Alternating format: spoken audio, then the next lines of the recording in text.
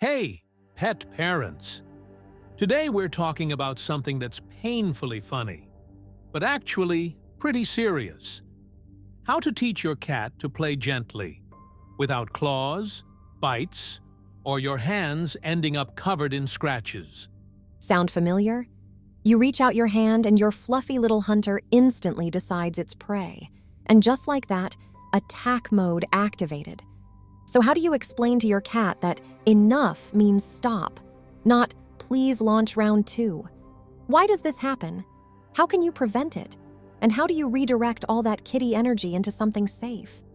I'll break it all down, and at the end, I'll share a selection of interactive toys that save your hands and let your cat's wild little imagination run free.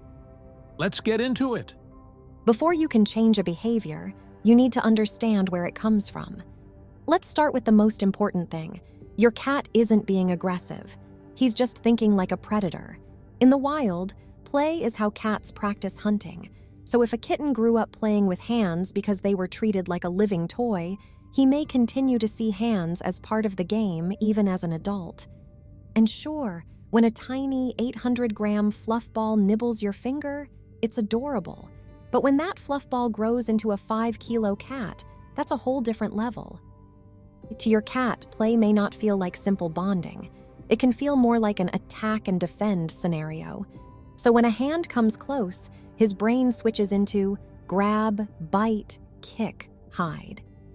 This can get even stronger if your cat spends a lot of time alone or has too much pent-up energy.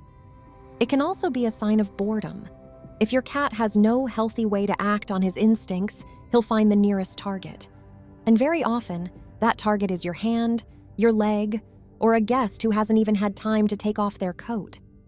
Another reason is a lack of toys, or not enough variety. Cats can get bored with the same old games pretty quickly, so hunting you becomes its own form of entertainment. So, no, this doesn't mean your cat is aggressive or badly behaved. He's simply playing the way he was taught, or the way he invented for himself. So now, let's change the rules of the game. If those fluffy little paws and sharp claws have turned your hand into a battlefield more than once, there are a few important rules to follow. First, never yell at your cat, and definitely never use physical punishment. It doesn't work. It only increases stress, anxiety, and aggressive behavior. Second, stop the game right away.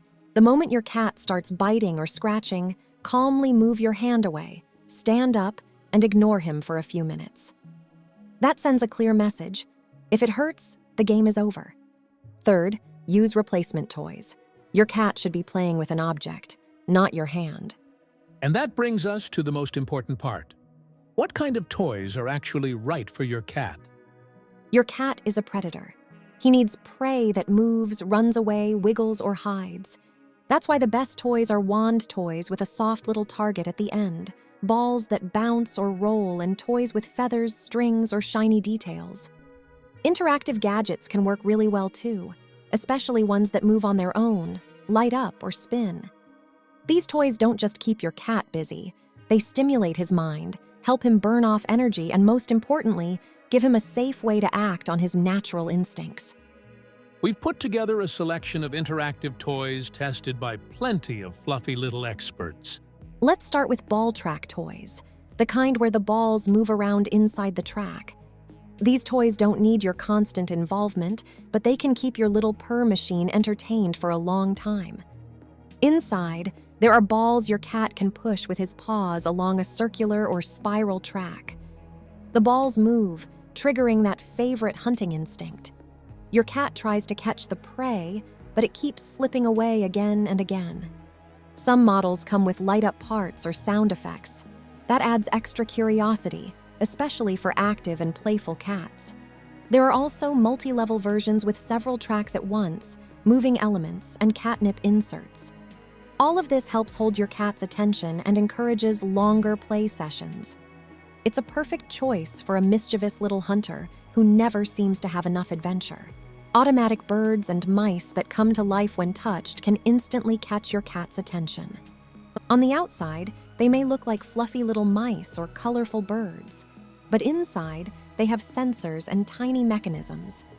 All it takes is one touch, and they start moving, vibrating, squeaking, or making bird-chirping sounds. For your cat, that instantly becomes moving prey. The hunting instinct kicks in, and the real game begins. Some models can also light up or change direction when your cat taps them with a paw. It's a great way to get even the laziest little fluff moving, and it also gives your cat something interesting to do when you're not at home. Light-up balls that glow in the dark are a real treasure for nighttime hunters. For those cats whose active mode switches on at night, this can be an especially good option. Depending on the model, these balls may glow in the dark, spin with a soft noise, or blink as they roll. They fully awaken that hunting instinct. They're harder to lose under the couch at night, and your cat gets plenty of excitement from those midnight hunting sessions. Some of them also react to touch. They start flashing or even change color. Pretty cool, right? Catnip toys grab your cat's attention right away. They don't just attract cats, they can practically enchant them from the very first seconds. Inside, they may contain catnip or valerian, which can create a real little burst of excitement, purring, rolling around, cuddling the toy, and sometimes even wild zoomies across the room. These toys are often soft mice, little pillows or balls that are easy for cats to grab with their paws and teeth. They encourage activity, help reduce stress, and bring your cat plenty of joy. And most importantly, they're a safe form of fun that can be offered even every day. But there are some toys you need to be a little more careful with. Lasers, for example. Most cats absolutely love that little red dot bouncing across the floor. It feels like a real hunt. It builds reaction speed, keeps your cat active, and helps burn off energy. There are even automatic laser toys that move the beam around the room on their own. Some can be turned on while you're away. But it's important to remember, lasers should be made specifically for pets, with safe light levels and the right intensity. Never shine the beam into your cat's eyes. And one more thing, after a laser session, it's best to give your cat a real piece of prey, like a toy mouse, a ball, or a treat. That way, the hunt has a satisfying ending. All of this is a much safer alternative to your hand. Plus, some toys can be switched on when you leave the house, so your cat doesn't get bored while you're gone. Now let's talk about playtime rituals. When to play, how long to play, and how to end the game the right way. Play isn't just entertainment for your cat. It's a way to relieve stress, satisfy natural instincts, and strengthen the bond between you. But it works best when play becomes part of a routine. Ideally, aim for 2 to 3 short play sessions a day, around 5 to 10 minutes each. For example, in the morning before breakfast, during the day after a nap, and in the evening before you go to bed. This can help reduce those nighttime zoomies, give your cat a healthy way to burn energy, and make the day feel more structured and predictable. Your cat will know, now it's playtime. Every play session should end with a catch. Ideally, your cat gets to catch the toy and feel that little sense of victory, or he gets a treat as a reward for a successful hunt. If the game has no clear ending, your cat may feel frustrated, as if the hunt failed. That frustration can lead to rough behavior, jumping at your legs, biting, or attacking furniture. To avoid this, always end the game with a moment of victory, a caught toy, or a tasty treat. And most importantly, don't use your hands as toys. Hands are for care, not for hunting. Sometimes the habit of biting starts in kittenhood, especially if the cat was allowed to play with hands, or if people reacted dramatically to playful attacks. But even if your cat is already used to playing with hands, you can still change it gently, consistently, and without stress. Don't provoke him. Quick hand movements, belly tickles, and escaping fingers can all trigger your cat's predator instinct. If he often switches into attack mode during play, try to avoid those actions so you don't fuel the behavior. And don't take play away completely. Ignoring your cat when he wants attention is not the answer. Boredom and unused energy can make him even more intense and persistent. It's better to give him the right play scenario, one where he can act like a hunter without hurting you. If your cat is already used to treating your hand like a toy, Don't expect the habit to disappear overnight. The goal is to create a smooth transition. First, make play safer, and then slowly shift your cat's attention from your hand to actual toys. Start with alternative options. For example, you can use a thick glove with a toy attached to it, like a soft tail or a ribbon. Your cat may still feel like he's playing near your hand, but now there's a safer distance.